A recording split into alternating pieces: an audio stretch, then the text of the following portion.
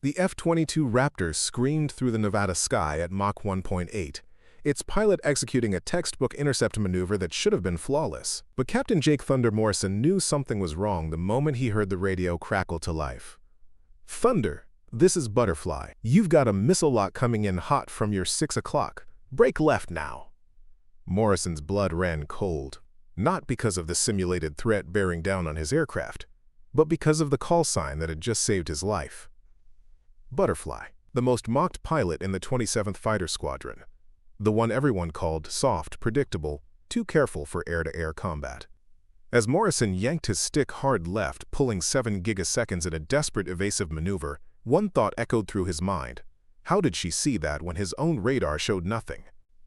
3 minutes later, the exercise was over. Morrison was officially dead according to the simulation parameters, but he was alive in reality because Lieutenant Liza "Butterfly" Ford had spotted something that no one else, not the radar operators, not the AWACS controllers, not even the most advanced targeting systems in the world, had detected. This is the story of how the pilot with the most ridiculed call sign in Air Force history became the one person standing between her squadron and total annihilation. Before we jump back in, tell us where you're tuning in from, and if this story touches you, make sure you're subscribed, because tomorrow I've saved something extra special for you. The Nevada sun beat down mercilessly on Nellis Air Force Base as Second Lieutenant Liza Ford stepped out of the transport shuttle, her flight bag slung over her shoulder and her orders clutched in her free hand. Around her, the most advanced fighter jets in the world sat gleaming on the tarmac like sleeping predators. F-22 Raptors, F-35 Lightning IIs, and F-16 Fighting Falcons represented the cutting edge of American air superiority, and Liza was about to become part of that legacy. The 27th Fighter Squadron, known throughout the Air Force as the Sky Demons, was where the elite of the elite came to prove themselves. Only the top 5% of pilot school graduates ever received assignment here, and even fewer lasted longer than 6 months. The squadron's motto, painted in bold letters across the hangar wall, read, "Swift, silent, deadly." 3 words that defined everything the 27th stood for. Liza had dreamed of this moment since she was 8 years old, watching the Thunderbirds perform at an air show in her hometown of Springfield, Missouri. The daughter of a corn farmer and a high school math teacher, she had been an unlikely candidate for military aviation. But her natural spatial awareness, combined with an almost supernatural ability to process multiple information streams simultaneously, had caught the attention of her instructors from day one. "You must be Ford," came a voice from behind her. Liza turned to see a tall, broad-shouldered captain approaching, with the confident stride that seemed to be standard issue among fighter pilots. His name tag read Morrison, but the patch on his flight suit displayed his call sign, Thunder. Even Liza, fresh from training, recognized the name. Captain Jake Morrison was legendary, youngest pilot ever to achieve ace status in combat simulations, holder of 3 speed records, and the unofficial leader of the squadron's most elite flight. "Yes, sir, Lieutenant Liza Ford reporting for duty," she replied, snapping to attention with crisp precision. Thunder's eyes swept over her with the calculating gaze of someone accustomed to sizing up potential wingmen in seconds. What he saw was a compact woman of 24, standing barely 5'4", with auburn hair pulled back in regulation style and green eyes that seemed to take in everything around her simultaneously.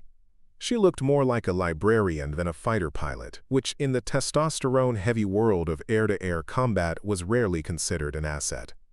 "At ease, Lieutenant. Welcome to the Sky Demons. I'm Captain Morrison, your flight leader for the foreseeable future."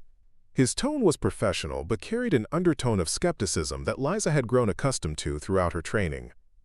"I've reviewed your training records. Impressive academics, solid fundamentals, but—" He paused, consulting the tablet in his hand. "Your instructors noted some concerns about your tactical aggression scores." "Ma'am." Liza had been expecting this conversation. Her approach to flying had always been different from her peers. Where others relied on instinct and rapid decision-making, she preferred careful analysis and patient positioning. Her training officers had praised her situational awareness while questioning whether she had the killer instinct necessary for air-to-air combat. "Sir, I believe effective tactics don't always require maximum aggression," she replied carefully. Sometimes the most efficient solution is the one that involves the least risk to all aircraft involved. Thunder's eyebrows rose slightly. All aircraft involved? Lieutenant, in air-to-air combat, there are only two types of aircraft: ours and theirs. The goal is to make sure theirs don't go home. Period. Behind Thunder, Liza could see other pilots gathering near the hangar entrance, obviously curious about the new arrival.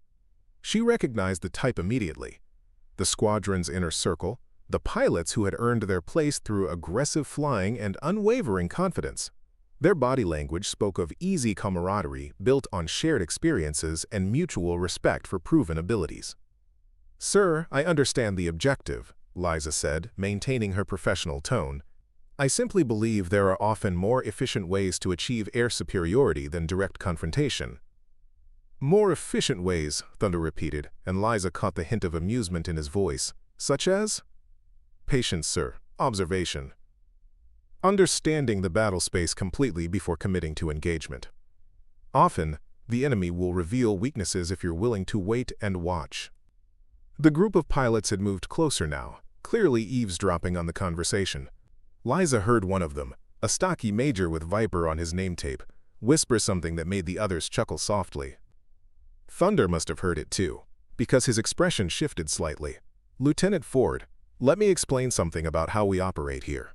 The 27th Fighter Squadron has maintained air superiority in every engagement for the past 15 years. We've done that by being faster, more aggressive, and more decisive than every enemy we faced. Patience and observation are luxury items we can't afford when missiles are flying at Mach 3. "Yes, sir, I understand," Liza replied, though privately she wondered if anyone had ever tested whether those traditional approaches were truly optimal or simply the way things had always been done. "Good. Report to Major Williams for your initial squadron briefing at 1400 hours. You'll start simulator training tomorrow morning." Thunder turned to walk away, then paused. "Oh, and Ford? Around here we don't use ranks during flight operations. Everyone gets a call sign based on their flying style and personality. Yours will be assigned after we see how you perform." As Thunder rejoined his group, Liza heard Viper's voice carry across the tarmac. $20 says she washes out before she gets her wings on a real Raptor." "You're on," replied another pilot Liza couldn't see clearly. "But I'll give her credit. Takes guts to tell Thunder his tactics are wrong on day one." "Guts or stupidity," Viper shot back. "Around here, they're usually the same thing." Liza shouldered her bag and headed toward the squadron headquarters, trying to ignore the mixture of curiosity and skepticism she felt radiating from the other pilots. She had expected this reaction. Throughout her training, instructors and fellow students had questioned whether her methodical approach was compatible with the split-second demands of air combat. But Liza had learned to trust her instincts, even when they ran counter to conventional wisdom. The squadron briefing room was a shrine to air superiority. The walls were covered with photographs of legendary dogfights, technical diagrams of enemy aircraft, and a massive map showing global hotspots where American air power might be needed. At the center of it all was a detailed cutaway diagram of the F-22 Raptor, with every system and capability meticulously labeled.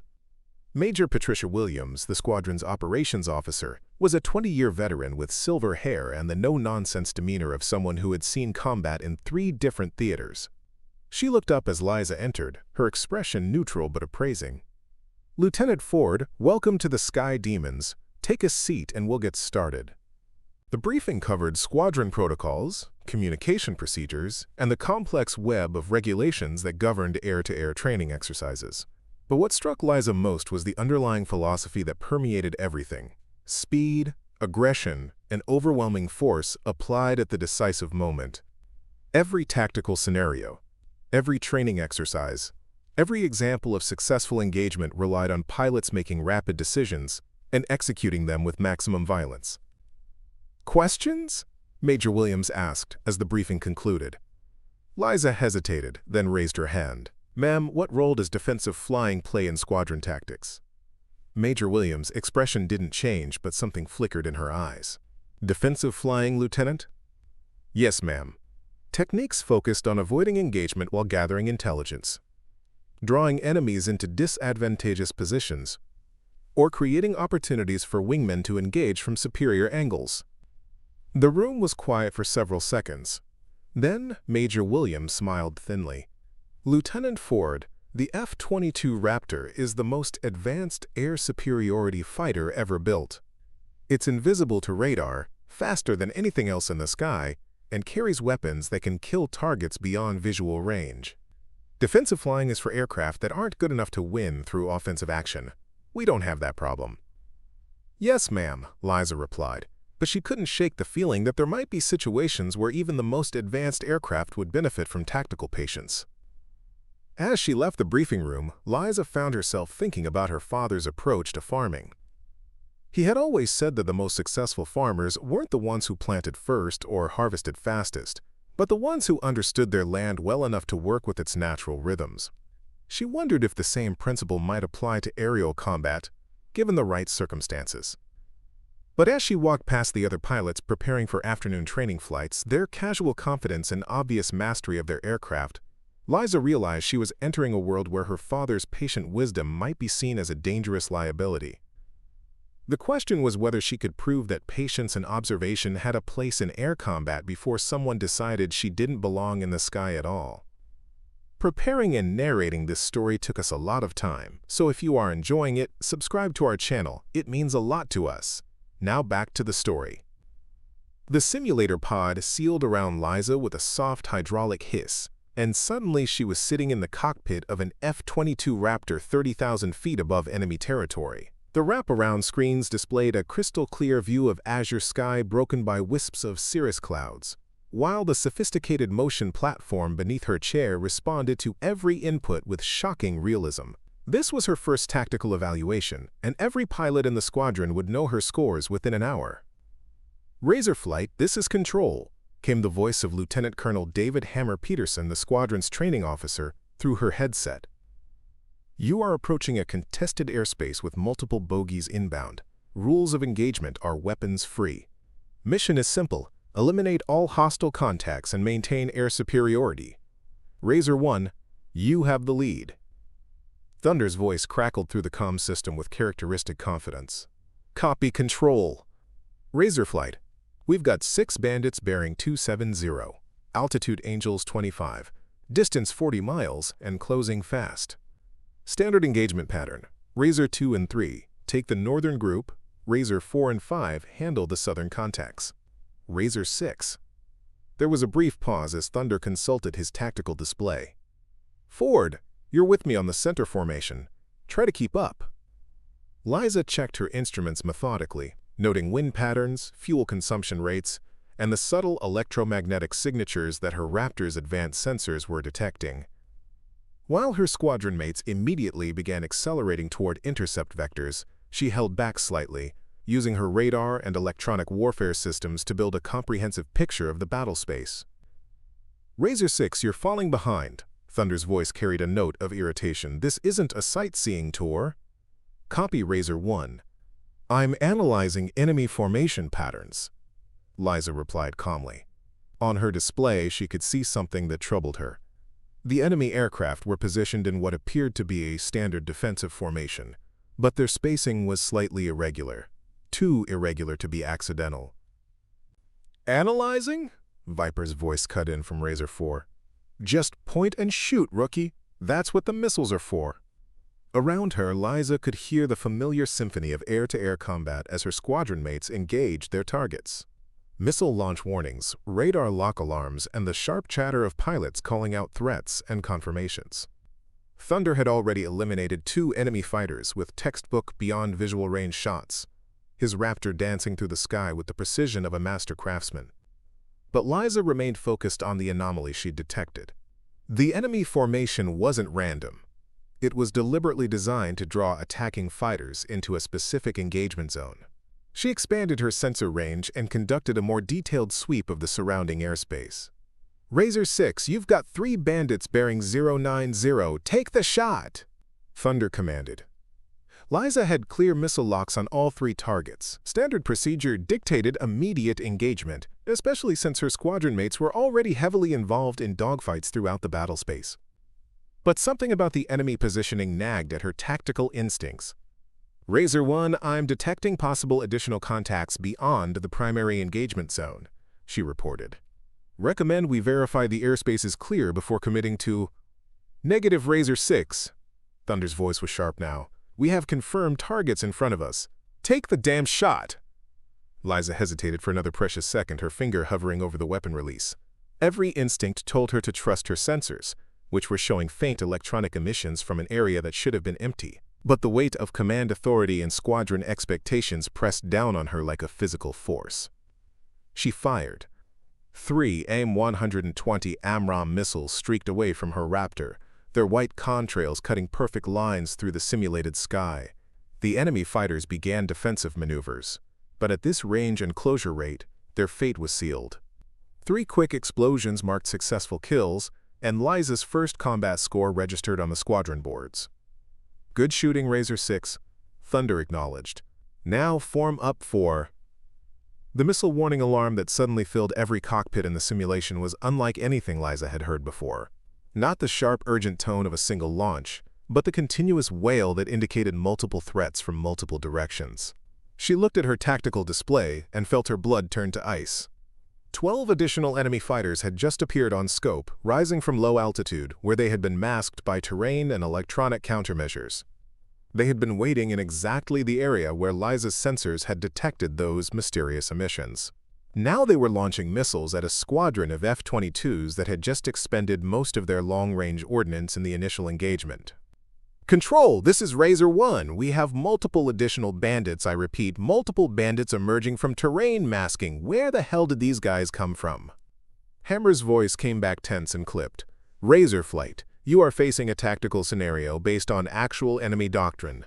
The initial group was a decoy force designed to draw you into a disadvantageous position. The primary threat was always the concealed reserve. Around her, Liza could hear her squadron mates reacting with a mixture of surprise and professional adaptation. Viper was already maneuvering hard to avoid incoming missiles, while Thunder was calling for immediate defensive spread formation. But their ammunition was depleted, their aircraft scattered across a wide engagement zone, and they were facing fresh enemies with full weapons loads. In contrast, Liza found herself in an almost ideal position. Her cautious approach had left her with nearly full ammunition stores, optimal position relative to the emerging threats, and, most importantly, advance warning that had allowed her to begin defensive maneuvers before the enemy missiles reached optimal range. Razor Flight, this is Razor 6, she called out, her voice steady despite the chaos erupting around her. I have multiple missile locks on the northern group. Recommend you extend to the south while I engage the primary threat. Negative, Thunder's response was immediate. Form up for coordinated. But Liza was already moving, her Raptor diving toward the enemy formation with a calculated aggression that surprised even her. This wasn't the wild charge that characterized most fighter pilot thinking. It was precision violence applied at exactly the right moment against targets that had revealed themselves prematurely. Her first missile eliminated the enemy flight leader before he could properly coordinate his attack. Her second and third found targets trying to maneuver for shots on Thunder and Viper. By the time the enemy formation realized they were under attack from an unexpected vector, Liza had reduced their numbers by half and forced them into defensive reactions that broke up their coordinated assault. Razor 6, how did you? Viper's voice carried genuine amazement. You called that ambush before it happened. I detected electronic emissions from their concealment area, Liza replied, still tracking targets and launching missiles with methodical precision. Their formation was designed to channel us into a specific engagement zone, standard tactic when you're trying to spring a trap. The simulation ended with all enemy contacts eliminated and 0 friendly losses.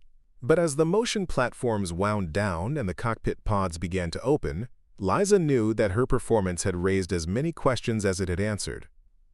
Thunder was waiting for her as she climbed out of the simulator, his expression unreadable. Ford, that was unconventional.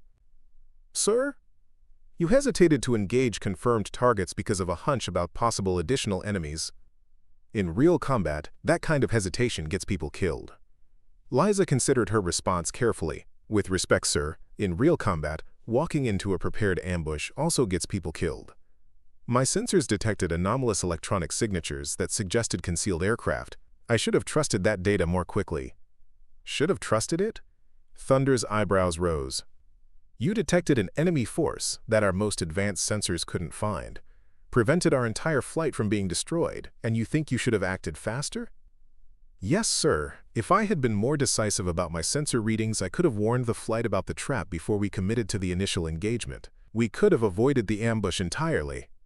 Thunder stared at her for a long moment, then shook his head. Ford, most pilots would be celebrating right now. You just pulled off one of the most impressive tactical performances I've seen in 5 years of training exercises.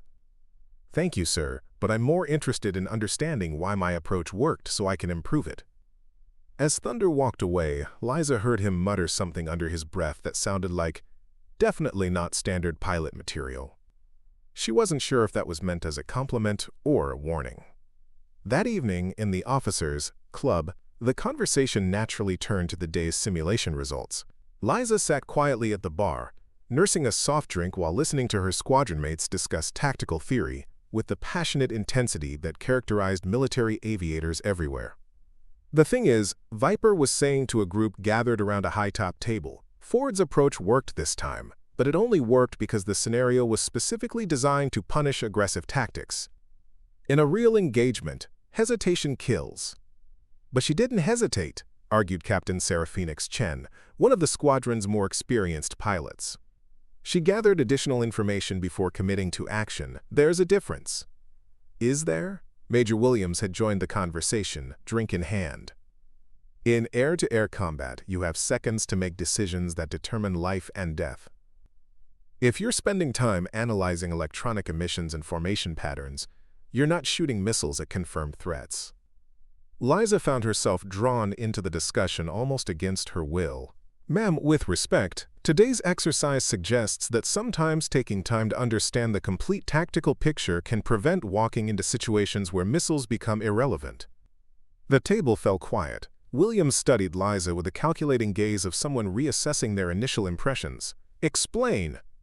If we had engaged immediately, as doctrine suggests, we would have been caught with empty weapons bays when the real threat revealed itself. By taking a few extra seconds to analyze the battle space, I was able to maintain situational awareness and weapons availability that proved decisive. Luck, Viper interjected. You got lucky that the scenario was designed to reward caution. Against real enemies using real tactics, your approach would have gotten us all killed. Liza met his gaze steadily. Maybe. But I'd rather take calculated risks based on sensor data than charge blindly into situations I don't understand. The conversation continued for another hour, but Liza could sense the fundamental divide that separated her approach from her squadron mates. They valued speed, instinct, and overwhelming aggression applied at the critical moment. She valued patience, analysis, and careful positioning that created opportunities for decisive action. Neither approach was necessarily wrong, but they were incompatible within the current squadron culture. And Liza was beginning to realize that cultural compatibility might matter more than tactical effectiveness when it came to determining her future with the Sky Demons.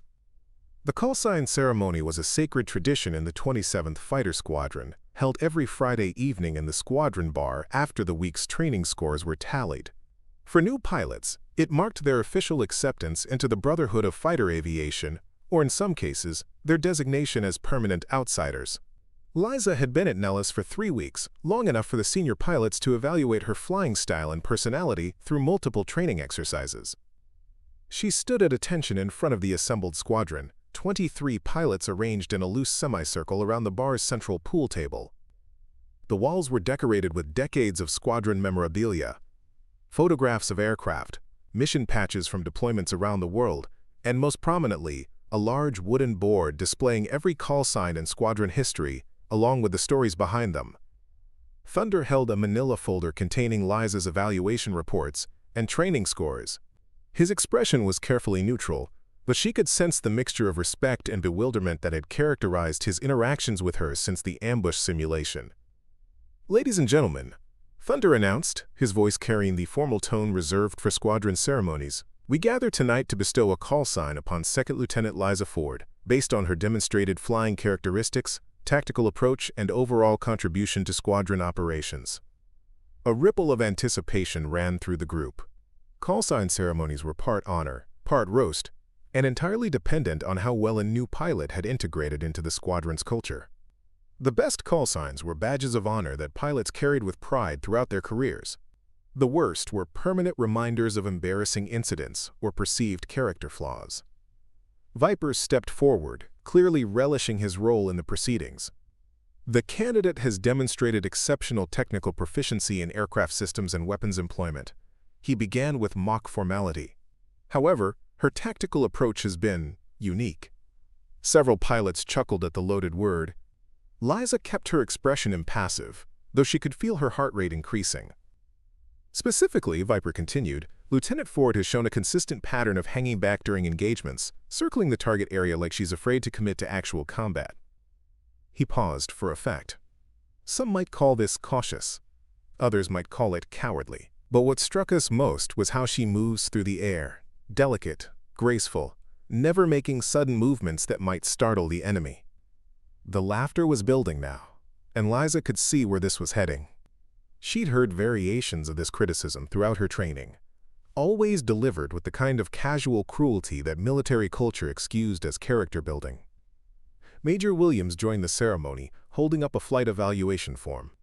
The candidate's most recent performance review notes that she approaches combat with the aggressive instincts of a butterfly landing on a flower. Her instructors have repeatedly emphasized the need for more decisive action in high-threat environments. Butterfly, Phoenix repeated thoughtfully from her position near the back of the group.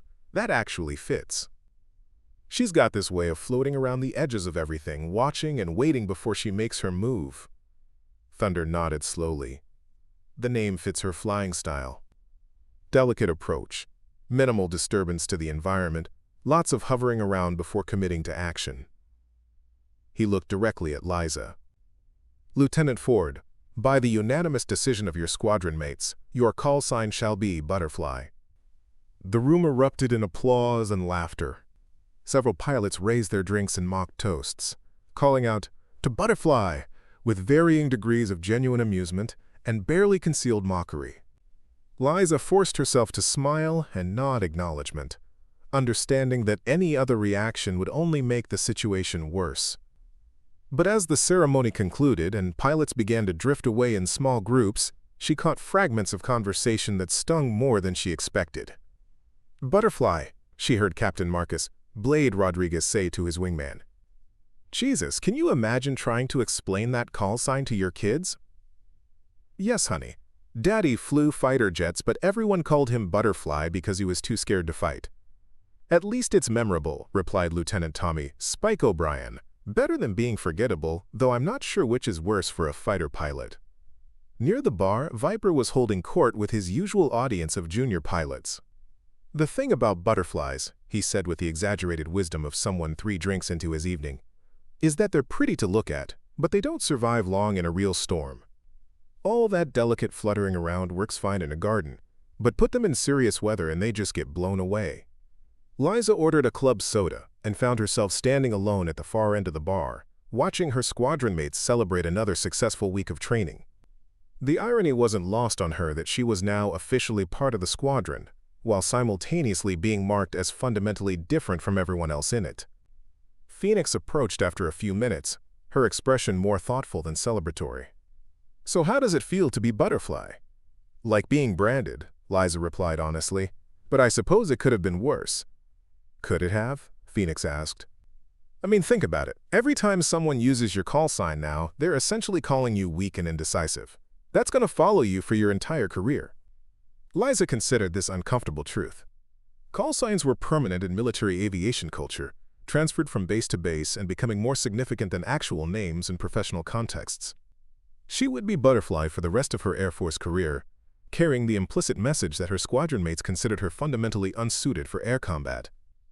"The weird thing is," Phoenix continued, "your flying doesn't actually match the stereotype. I've been watching your approaches in training, and you're not indecisive at all. You're deliberate. There's a difference." "Try explaining that to them." Liza nodded toward the group around Viper, who were now acting out exaggerated butterfly impressions complete with fluttering hand gestures. "Have you considered that maybe they're not wrong about the flying style, just wrong about what it means?" Phoenix asked. "I mean, butterflies might look delicate, but they navigate thousands of miles during migration, using navigation skills that humans are still trying to understand. They read wind patterns, atmospheric pressure, even magnetic fields to find their way. Liza looked at Phoenix with new interest. That's a surprisingly sophisticated take on butterfly behavior. My mom's a biology professor. Trust me, I heard more about insect navigation than any kid should have to endure. Phoenix smiled. But the point is, maybe being called butterfly says more about their limited understanding than it does about your actual capabilities. Before Liza could respond, Thunder's voice cut through the bar noise. Butterfly, get over here. We're discussing next week's training schedule. The use of her new call sign felt like a slap, even though Thunder's tone was purely professional. As she walked toward the group, Liza noticed how conversations quieted slightly when she approached, as if her presence had introduced an element of uncertainty into their familiar dynamics. We're planning a large force exercise for Thursday, Thunder explained. 12 F-22s against a simulated enemy air defense network. You'll be flying wing position with razor flight. He paused, consulting his notes. Since you're still getting used to squadron procedures, try to stay close to your flight leader and follow established protocols. Understood, Liza replied, though she noticed the subtle implication that she couldn't be trusted with independent decision-making during complex operations. She read the orders twice, then sat heavily on her narrow bunk. Tactical Analysis Division was military euphemism for where they sent pilots who could fly but couldn't fight, at least according to their superiors' judgment.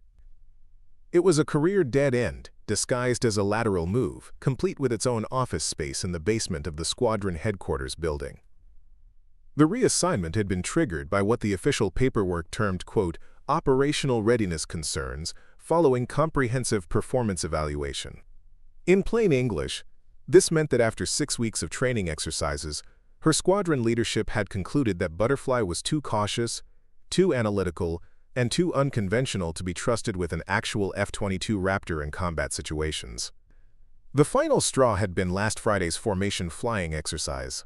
While attempting to maintain position during a high-speed, low-altitude training run through Nevada's mountain canyons, Liza had broken formation to avoid what her instruments indicated was dangerous wind shear near a rocky outcropping. Her flight leader, Major Williams, had ordered her to maintain position regardless of atmospheric conditions, emphasizing that formation integrity took precedence over individual pilot comfort levels.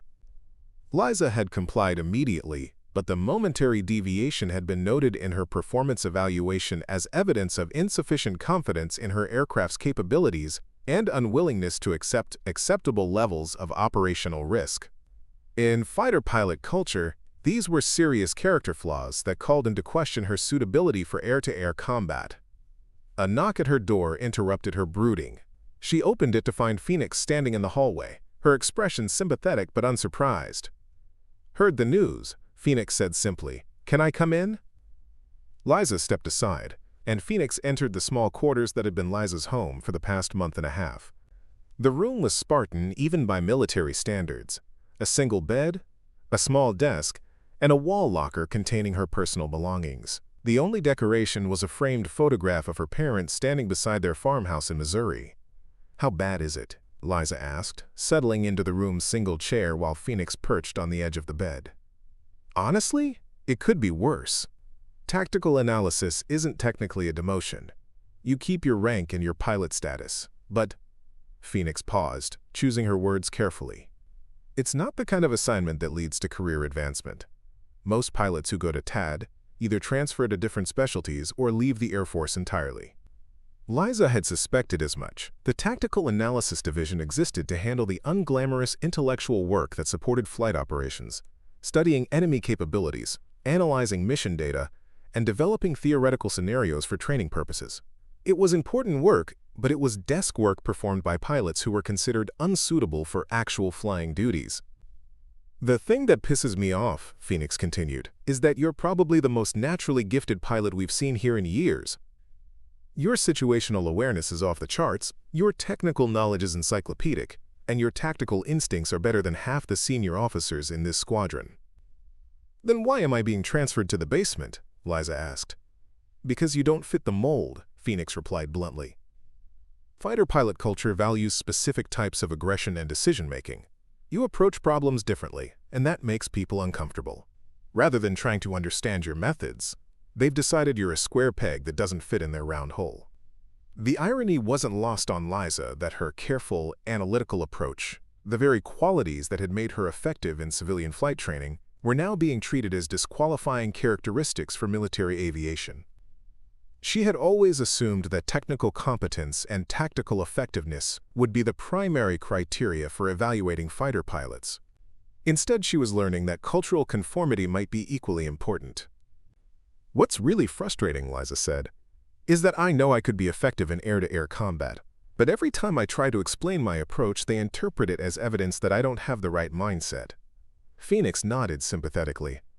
"It's like they've decided that your methods are inherently defensive, therefore you must be inherently passive. They can't conceive of a fighting style that involves patience and observation as preparation for decisive action."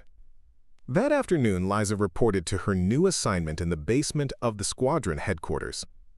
The Tactical Analysis Division occupied a windowless space filled with computer workstations, wall-mounted displays showing global air threat assessments, and filing cabinets containing decades of mission reports and technical studies. The office felt like a library designed by people who had never seen books. Her new supervisor was Captain Robert Database Martinez, a former F-16 pilot who had been transferred to TAD 3 years earlier after a training accident that left him with vertigo issues that made high-G maneuvering impossible.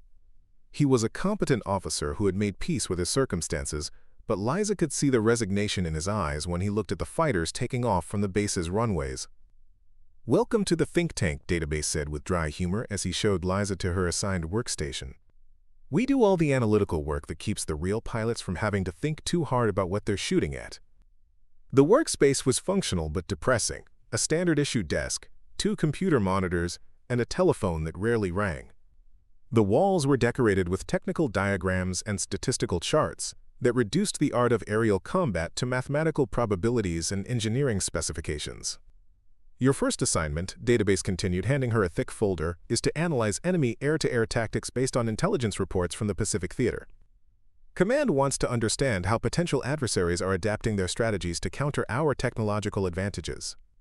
Liza opened the folder and found herself looking at classified reports detailing enemy fighter formations, engagement patterns, and tactical innovations. It was fascinating material that provided insights into how other air forces were evolving their approaches to aerial combat.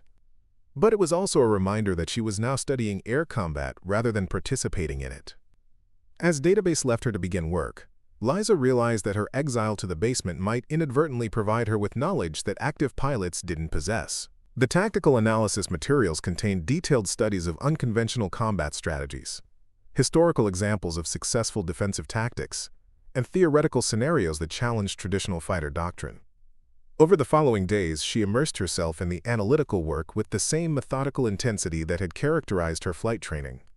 She studied enemy tactics that emphasized patience over aggression, examined historical examples where outnumbered forces had achieved victory through superior positioning and timing, and analyzed the mathematical principles underlying successful air-to-air engagements. What she discovered was that many of the world's most effective air forces had developed tactical doctrines that bore surprising similarities to her own instinctive approach. They emphasized situational awareness over raw speed, careful positioning over immediate engagement, and systematic analysis of enemy weaknesses over overwhelming firepower. But perhaps more importantly, she began to understand the specific weaknesses in traditional American fighter tactics. The emphasis on speed and aggression that dominated U.S. Air Force culture created predictable patterns that sophisticated enemies could exploit. American pilots were so focused on achieving rapid dominance that they sometimes missed opportunities for more elegant solutions to tactical problems. 3 weeks into her assignment, Liza had compiled a comprehensive analysis of enemy adaptive strategies that she believed could significantly improve squadron training protocols. Her report documented specific scenarios where patient, analytical approaches had proven more effective than conventional aggressive tactics. The enemy's obsolete fighters had been bait, designed to draw the F-22s into a specific engagement zone where concealed surface-to-air missile systems and additional enemy aircraft were waiting. The American pilots, focused on achieving quick kills against the apparent primary threats, had missed subtle electronic signatures that indicated the presence of more sophisticated enemy forces. 2 American fighters had been destroyed before the surviving pilots realized they were facing a coordinated ambush rather than a conventional air-to-air engagement. The enemy had successfully exploited the predictable aggressiveness of American tactical doctrine, turning the F-22's greatest strength, their willingness to engage immediately and decisively, into a fatal weakness. Liza read the report 3 times, checking every detail against the tactical patterns she had been studying in her analytical work. The enemy strategy matched almost perfectly with the adaptive tactics she had identified in her intelligence summaries. Patient positioning, deceptive formations, and careful exploitation of American pilots. Tendency to commit fully to the first threat they identified. But what troubled her most was the American response to the incident. Rather than examining whether their tactical approach had contributed to the disaster, the official analysis focused on equipment failures and communication breakdowns. The report concluded that better coordination and improved electronic warfare capabilities would prevent similar losses in the future. Nobody had questioned whether charging aggressively into every engagement might be creating vulnerabilities that sophisticated enemies could exploit. Liza immediately began cross-referencing the incident with other classified reports in her database. What she found was a pattern of near misses and tactical surprises that suggested the South China Sea engagement wasn't an isolated incident. Enemy forces worldwide were developing increasingly sophisticated methods for turning American tactical predictability against itself. In the classified files, she discovered references to at least 6 other incidents where American pilots had encountered unexpected enemy tactics that didn't match conventional threat assessments. Enemy forces were using deception, patience, and careful analysis of American behavioral patterns to create engagement scenarios that neutralized traditional U.S. advantages. Most disturbing of all, the incidents showed a clear escalation pattern. Enemy tactics were becoming more sophisticated over time, suggesting that adversaries were learning from each encounter and adapting their strategies accordingly. Meanwhile, American training protocols remained largely unchanged, still emphasizing the same aggressive approaches that had worked against conventional threats but were proving vulnerable to adaptive enemies. Liza spent the next 3 days compiling a comprehensive analysis of what she was seeing in the classified reports. Her findings painted a troubling picture of American air superiority under systematic threat from enemies who had learned to exploit the predictable elements of U.S. fighter doctrine. She documented specific tactical patterns that enemy forces were using to counter American advantages: deception operations designed to trigger aggressive responses, concealed positioning that took advantage of American pilots, focus on immediate threats, and coordination strategies that turned F-22 speed and firepower into tactical liabilities rather than assets. Most importantly, she identified specific scenarios where the kind of patient, analytical approach that had gotten her labeled as too cautious would have detected enemy deceptions and prevented disasters like the South China Sea incident. Her analysis concluded with a series of recommendations for tactical modifications that could address the emerging threat patterns. The suggestions emphasized enhanced situational awareness, systematic verification of threat assessments, and the integration of defensive positioning strategies that would make American formations less predictable and harder to ambush. When she finished her report, Liza faced a difficult decision. The information was classified at levels far above her normal access, and sharing it outside official channels could result in serious disciplinary action. But the implications were too significant to ignore, especially given her squadron's upcoming deployment to the Pacific Theater. She decided to approach database first, hoping that her supervisor would understand the urgency of what she had discovered. "Captain Martinez," she said, knocking on his office door late on a Friday afternoon, "I need to discuss some concerns about the intelligence reports from Pacific Command." Database looked up from his computer screen with the weary expression of someone who had spent too many years analyzing threats that nobody wanted to acknowledge. "What kind of concerns, Lieutenant?" "Sir, I've identified patterns in enemy tactical evolution that suggest our current training protocols may be creating exploitable vulnerabilities. The South China Sea incident wasn't an anomaly. It was part of a systematic enemy strategy that we're not adequately prepared to counter." Database leaned back in his chair, studying Liza with increased attention. "That's a serious allegation, Ford. You're essentially saying that our tactical doctrine is flawed." Sir, I'm saying that our tactical doctrine is being systematically analyzed and countered by sophisticated enemies. What worked against conventional threats may not work against adversaries who have learned to exploit our behavioral patterns. She handed him her analysis, watching as he read through the key findings with growing concern. Database had enough operational experience to understand the implications of what Liza was describing, and she could see recognition dawning in his expression. Jesus, he muttered, reaching the section about enemy deception strategies. This is essentially a manual for defeating F-22 formations using their own aggressive instincts against them. Yes, sir. And based on the incident patterns, enemy forces are getting better at implementing these strategies. The tactical evolution is accelerating. Database set down the report and looked directly at Liza. You realize what you're suggesting here? That the entire foundation of American air combat training needs to be reconsidered? Sir, I'm suggesting that we need to adapt our training to address emerging threats, just like our enemies are adapting their tactics to address our capabilities. And you think your approach, the careful analytical style that got you transferred down here, would be more effective against these adaptive enemies? Liza hesitated, knowing that her answer would sound like self-serving rationalization. Sir, I think that any approach focused on understanding the complete tactical picture before committing to action would be more effective than our current emphasis on immediate aggressive response. Database was quiet for several minutes, rereading sections of her analysis. Finally, he looked up with an expression that mixed professional respect with personal concern. Ford, this is good work. Exceptional work, actually. But you need to understand what you're asking me to do. Taking this up the chain means challenging fundamental assumptions about how we train pilots and conduct air operations. That's not the kind of message that senior leadership wants to hear from a lieutenant who's been in tactical analysis for less than 2 months. Sir, with respect, the South China Sea incident suggests that what senior leadership wants to hear and what they need to hear might be 2 different things. Database smiled grimly. You're probably right, but there's a difference between being right and being heard. And there's an even bigger difference between being heard and being believed. He picked up her report again, weighing it in his hands like he was calculating its potential impact on both their careers. I'll forward this to Major Williams with my endorsement. But Ford, you need to prepare yourself for the possibility that this will be dismissed as theoretical analysis from someone who's never been in real combat.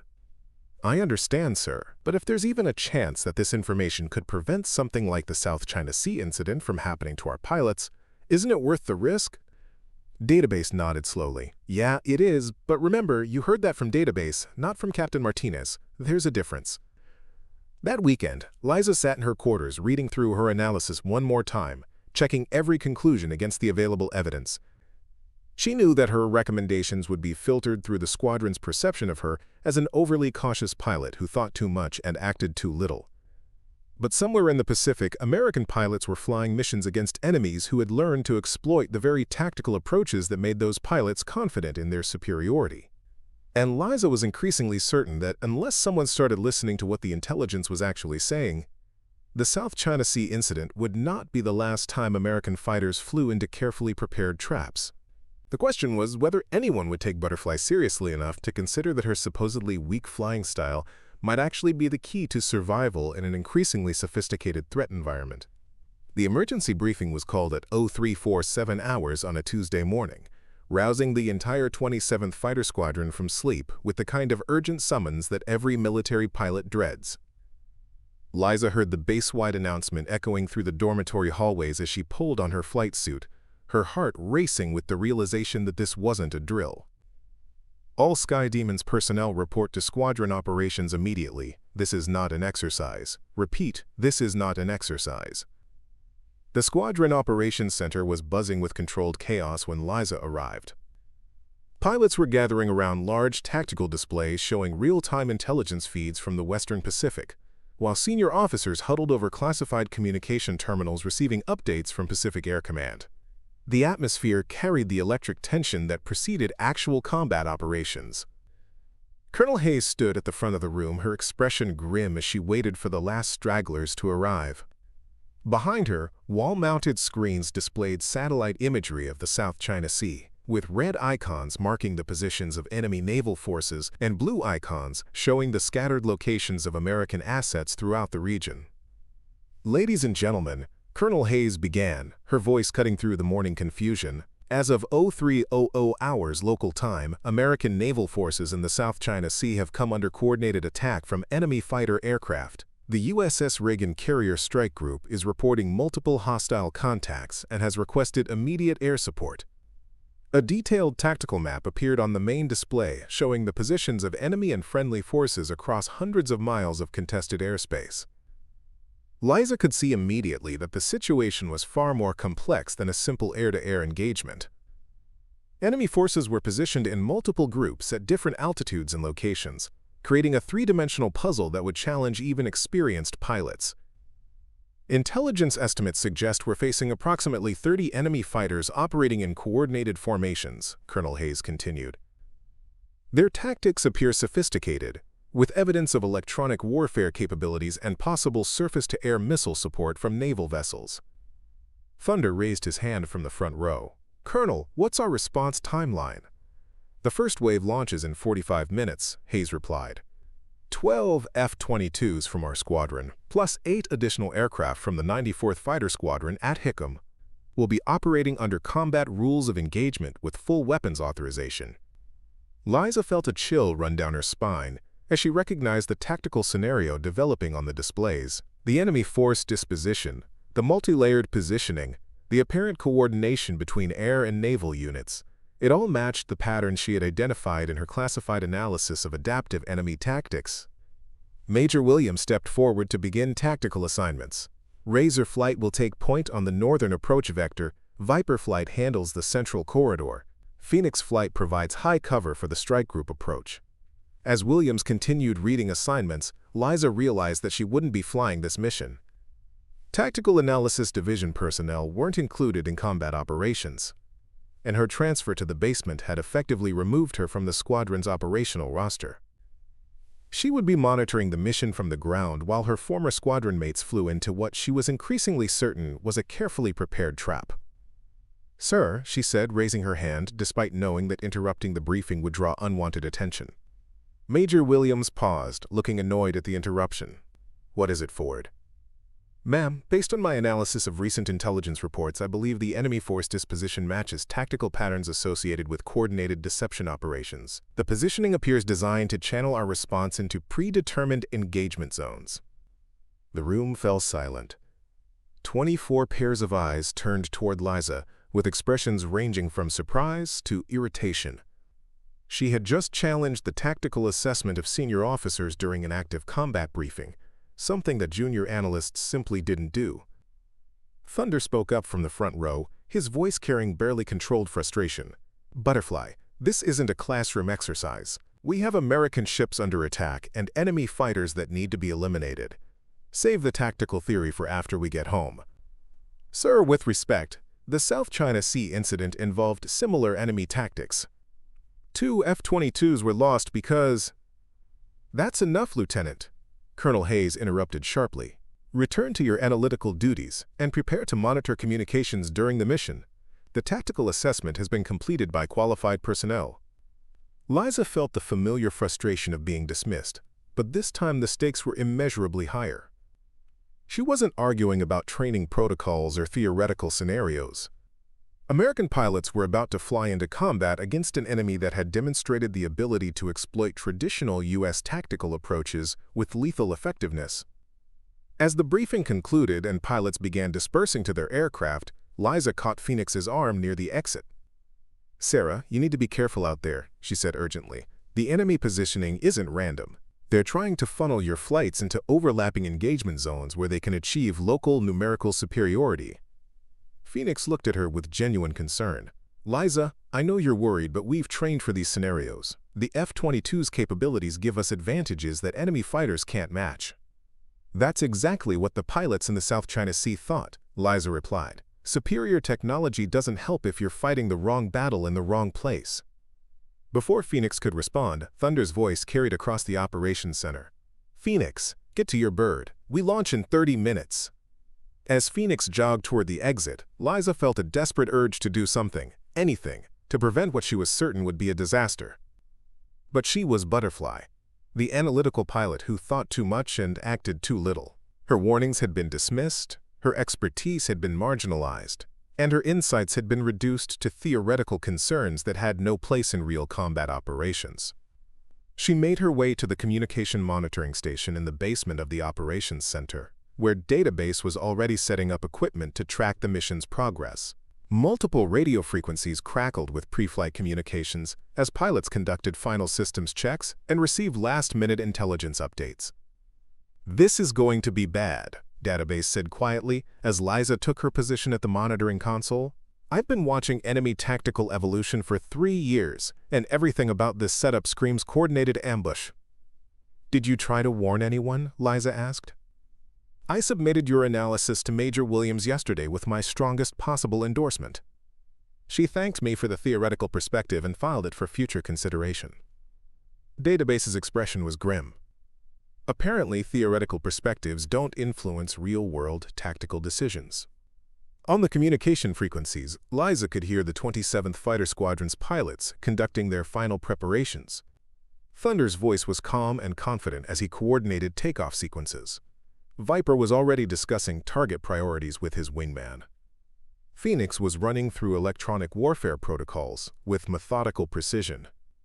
All of them were preparing to execute tactical approaches that Liza was certain the enemy had studied, analyzed, and prepared to counter with devastating effectiveness. "Razor flight, cleared for takeoff," came the voice of the tower controller. Liza watched the radar displays as 12 F-22 Raptors lifted off from Nellis Air Force Base and began their flight toward the Western Pacific. The most advanced fighter aircraft in the world, flown by some of the best pilots in the Air Force, heading into what she believed was a carefully orchestrated trap. For the next 6 hours, she would have to sit in the basement monitoring radio communications while her former squadron mates discovered whether her analytical warnings had been accurate predictions or the paranoid concerns of a pilot who thought too much about theoretical scenarios. "Database," she said as the squadron's radio chatter faded with distance, "is there any way to get real-time tactical updates to the flight crews once they're engaged?" "Not officially," he replied. "Combat communications are restricted to authorized personnel with operational authority. Analytical Division doesn't have direct communication access during active missions." "What about unofficially?" Database looked at her with the expression of someone who had spent too many years watching preventable disasters unfold. "Ford, if you're thinking about interfering with an active combat mission, that's court-martial territory. Your career would be over." Liza stared at the communication console, listening to the steady background chatter of routine flight operations. Somewhere over the Pacific, the pilots of the 27th Fighter Squadron were approaching an enemy that had learned to turn American tactical strengths into fatal weaknesses. She had the knowledge that might save their lives, but she lacked the authority to share it. She was Butterfly, relegated to the basement because her careful approach was considered incompatible with real combat operations. But in approximately 4 hours, when the squadron reached the contested airspace over the South China Sea, she might be the only person in a position to recognize what was really happening and warn the pilots before it was too late. The question was whether she was willing to risk everything, her career, her reputation, her future in the Air Force, for the chance to prevent a disaster that everyone else was convinced couldn't happen. Outside, she could hear the distant sound of additional aircraft taking off as reinforcements launched from other bases throughout the Pacific. The largest air-to-air engagement since the Cold War was developing, and the woman who understood the enemy's tactics better than anyone else in the U.S. Air Force was sitting in a basement, listening to radio chatter and wondering if she would have the courage to act when the moment came. 4 hours and 37 minutes after takeoff, Thunder's voice crackled through the communication system with the tone that every pilot feared to hear, controlled panic masked by professional training. "Mayday, Mayday, this is Razor 1. We are taking heavy fire from multiple directions. Unknown number of bandits, repeat. Unknown number of bandits emerging from concealed positions. We have walked into a coordinated ambush."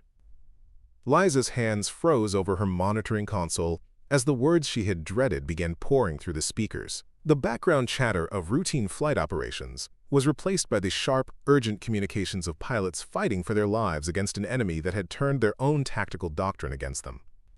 "Razor 2 is hit! Razor 2 is going down!" The voice belonged to Lieutenant Mike "Spike" O'Brien, Thunder's wingman, his normally steady tone cracking under the stress of watching his flight leader's aircraft disintegrating under enemy fire.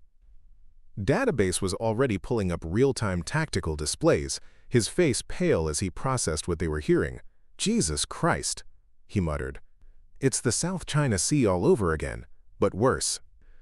On the main screen, scattered blue icons representing American fighters were surrounded by red symbols that seemed to be appearing from nowhere. The enemy had revealed a force twice the size of initial intelligence estimates, positioned in multiple layers that created overlapping fields of fire across the entire engagement zone. "Control, this is Viper. We need immediate tactical assessment. Enemy forces are not matching pre-mission intelligence. Repeat, enemy disposition does not match briefed scenarios." Liza could hear the desperation creeping into Viper's voice as he tried to make sense of a battle that was unfolding according to rules he didn't understand. The aggressive tactics that had worked flawlessly in training were proving worse than useless against an enemy that had spent months studying American behavioral patterns.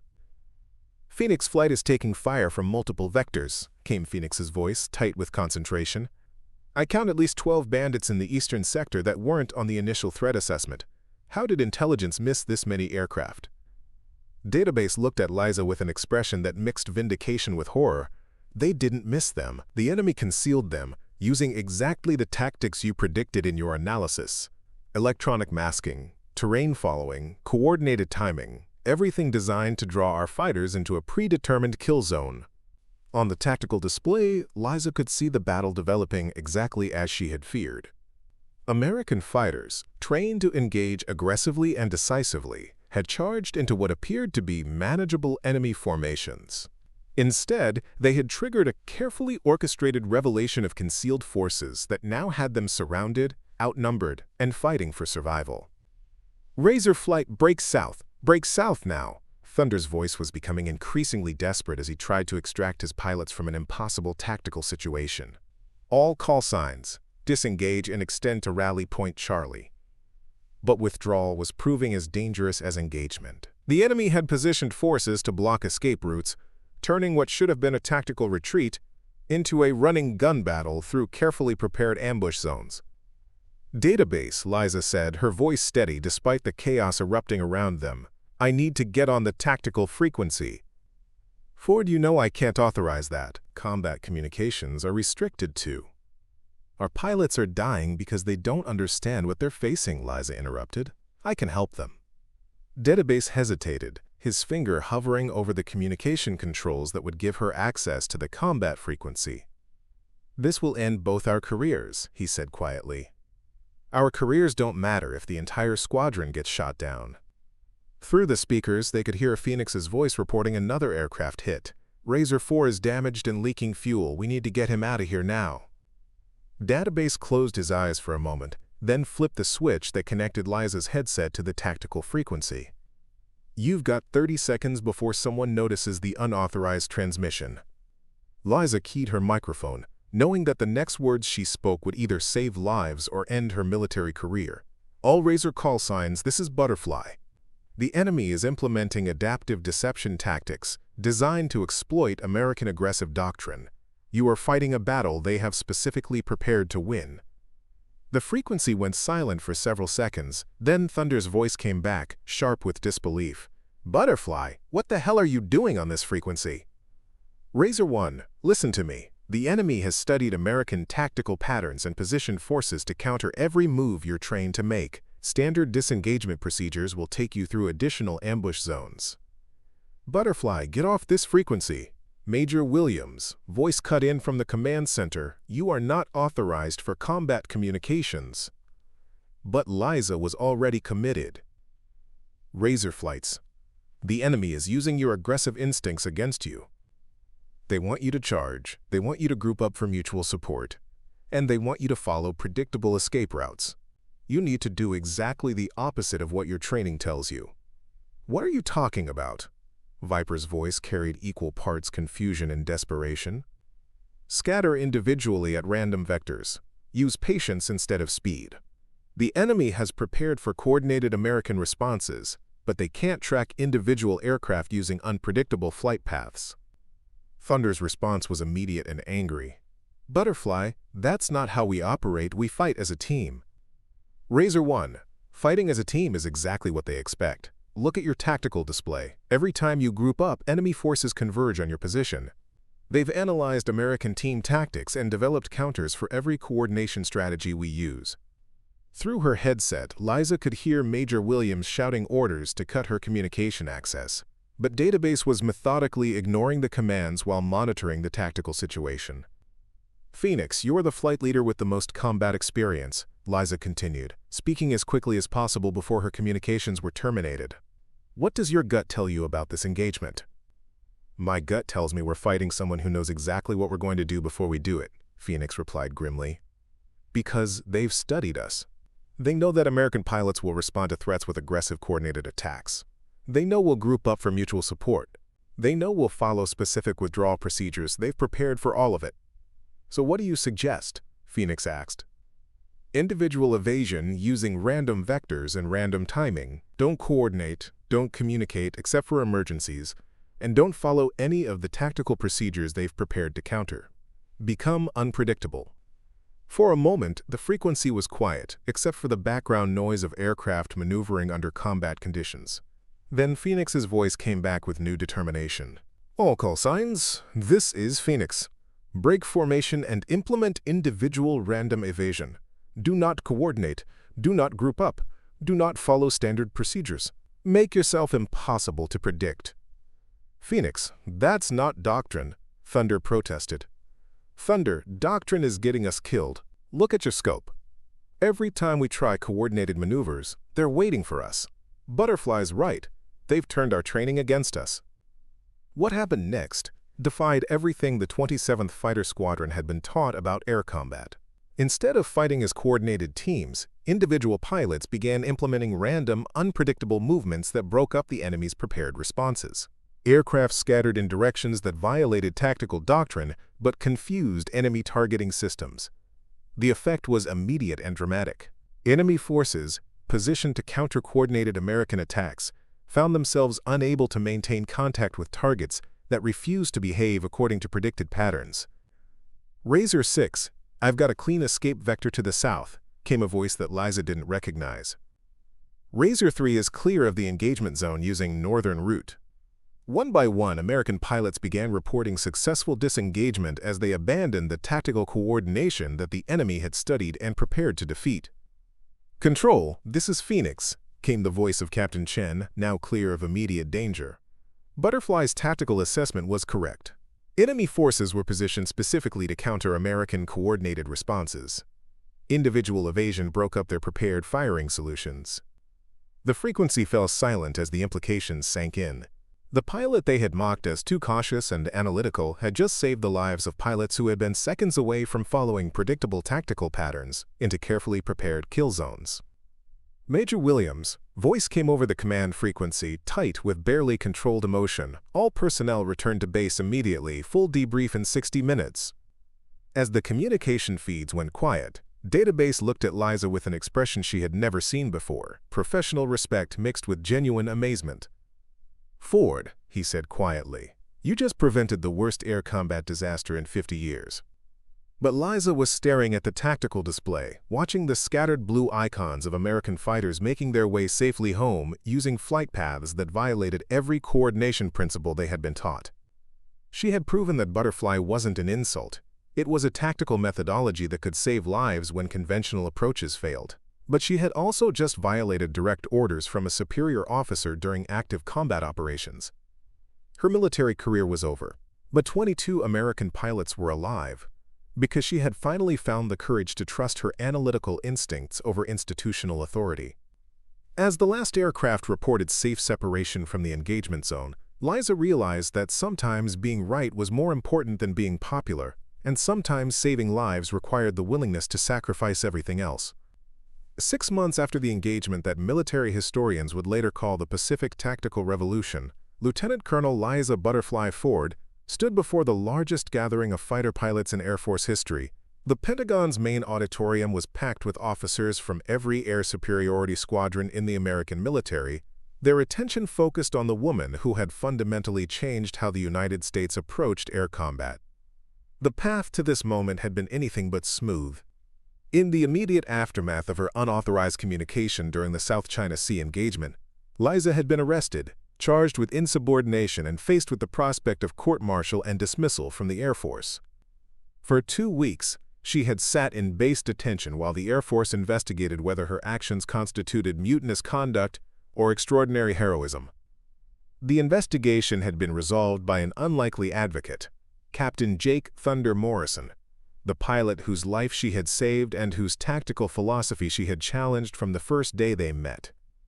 Thunder had requested a formal hearing with the base commander, where he testified that Liza's intervention had prevented the complete destruction of the 27th Fighter Squadron. More importantly, he had publicly acknowledged that traditional American fighter tactics had been systematically compromised by enemies who understood them better than Americans understood themselves. Lieutenant Ford didn't just save our lives, Thunder had told the review board. She saved the future of American air superiority by proving that our enemies had learned to exploit our predictability. Her analytical approach wasn't a weakness. It was the strength we needed to survive against adaptive adversaries. The charges were dropped within hours of Thunder's testimony, but the real transformation came when Pacific Air Command requested that Liza personally debrief every fighter squadron scheduled for deployment to contested airspace. Her insights into enemy adaptive tactics had become essential knowledge for any pilot who might face sophisticated adversaries. Now standing at the podium where military aviation legends had spoken before her, Liza looked out at an audience that included the same pilots who had once dismissed her as too cautious and analytical for real combat. But the dynamics had shifted fundamentally. Where she had once been Butterfly the outcast, she was now Butterfly the innovator who had revolutionized tactical thinking. "Ladies and gentlemen," she began, her voice carrying easily through the auditorium's sound system. "6 months ago, most of you knew me as the pilot who thought too much and acted too little. Today, I want to talk about why thinking and acting are not mutually exclusive, and how the future of air combat depends on understanding that distinction." Behind her, large screens displayed tactical diagrams showing the South China Sea engagement from multiple perspectives. The audience could see exactly how enemy forces had been positioned to exploit traditional American approaches, and how individual evasion tactics had broken up prepared ambushes. "The enemy we faced in the Pacific had studied American fighter doctrine for years," Liza continued. "They understood our training protocols, our coordination strategies, and our behavioral patterns better than we understood them ourselves. They had prepared specific counters for every tactical approach we were trained to use." In the front row, she could see Phoenix nodding with the understanding of someone who had lived through the experience. Beside her sat Database, now promoted to Major and serving as Liza's deputy in the newly created Adaptive Tactics Division. Even Viper was present, his expression thoughtful rather than skeptical. "But the real lesson isn't about the specific tactics we used that day," Liza said. "It's about the fundamental principle that effective military doctrine must evolve faster than enemy understanding of that doctrine. We were fighting yesterday's war with yesterday's tactics against an enemy who had studied both and developed today's solutions." She clicked to the next slide, showing comparative data from engagements before and after the implementation of her analytical protocols. The results were undeniable. American pilots using adaptive tactics had achieved a 78% improvement in survival rates and a 45% increase in mission effectiveness against sophisticated enemies. The butterfly approach, as it had become known throughout the Air Force, isn't about being cautious or passive. It's about being unpredictable, analytical, and adaptive. It's about understanding that in modern air combat, the pilot who can think 3 moves ahead has a greater advantage than the pilot who can react fastest to the current threat. The auditorium was completely silent, 200 fighter pilots absorbing tactical concepts that challenged everything they had been taught about air combat. But unlike her early attempts to explain her methodology, this time she had credibility earned through combat results rather than theoretical analysis. "We've now trained over 400 pilots in adaptive tactical protocols," Liza continued. "These pilots are deploying to contested areas around the world with a fundamentally different approach to air combat. They're taught to analyze enemy patterns, expect deception operations, and maintain tactical flexibility that makes them nearly impossible to predict." She clicked to a final slide showing a map of global deployments where Butterfly-trained pilots were operating. Red pins marked successful engagements where adaptive tactics had prevented enemy ambushes. Blue pins showed training exercises where American forces had themselves successfully implemented deception operations against simulated enemies. The future of air superiority, Liza concluded, belongs to pilots who can combine the aggressive effectiveness of traditional American training with the analytical flexibility to adapt when enemies change the rules. We're not abandoning our tactical heritage, we're evolving it to meet threats that our enemies never expected us to understand. The applause was immediate and sustained, but what moved Liza most was seeing Thunder stand and begin clapping, followed by Phoenix, then Database, and finally, the entire auditorium rising to acknowledge the transformation she had brought to American air combat. After the presentation, Liza found herself surrounded by pilots requesting assignments to the Adaptive Tactics Division. The program that had begun with her exile to the basement had become the most prestigious training opportunity in the Air Force. But the conversation that meant the most came from an unexpected source.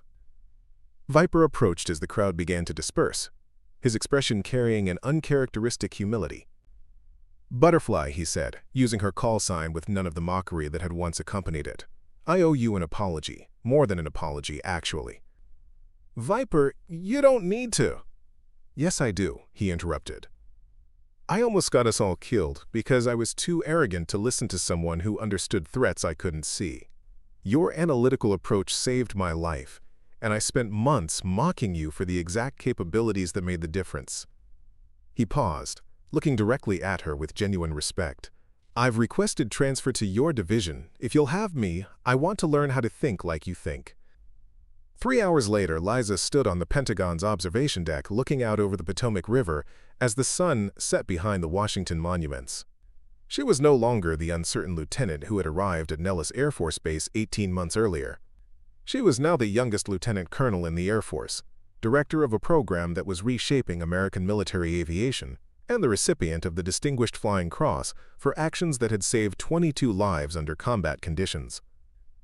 Phoenix joined her at the railing, carrying 2 cups of coffee and wearing the satisfied expression of someone who had witnessed justice finally prevailing. "So how does it feel to be the most influential tactical theorist in the Air Force?" Phoenix asked. "Surreal," Liza replied honestly. 18 months ago, I was being transferred to the basement because my approach was considered incompatible with fighter pilot culture. Now that same approach is being taught to every air superiority pilot in the military." "The approach didn't change," Phoenix observed. "The circumstances changed. You were always right about the importance of analysis and adaptability. It just took a real crisis to make everyone else understand what you were trying to tell them." Liza sipped her coffee and reflected on the journey that had brought her to this moment. She thought about her father's lessons, about patience and observation, about the long months of exile in the Tactical Analysis Division, and about the moment when she had chosen to risk everything to save lives rather than protect her career. "You know what the funny thing is," she said. "They still call me Butterfly, but now it's said with respect rather than mockery. The call sign that was supposed to mark me as weak and indecisive has become synonymous with tactical innovation and adaptive thinking." "Maybe that's the real lesson," Phoenix replied. "Sometimes the characteristics that make you different from everyone else are exactly the characteristics the situation demands. You just have to wait for the right moment to prove it." That evening, Liza returned to her office in the newly constructed Adaptive Tactics Center, where dozens of analysts were working on the next generation of tactical scenarios based on emerging threat intelligence. The basement workspace, where she had spent months in professional exile, had been replaced by a state-of-the-art facility that combined the most advanced simulation technology with the kind of careful analytical work that had once been dismissed as overthinking. On her desk was a message from the Chief of Staff of the Air Force, informing her that the Butterfly Protocol had been officially adopted as standard doctrine for all American fighter operations in contested airspace. What had begun as one pilot's unconventional approach to tactical problems had become the foundation for a new era of air combat thinking. But the item that meant the most to her was a handwritten note from a pilot she had never met, currently deployed to a classified location somewhere in the Pacific.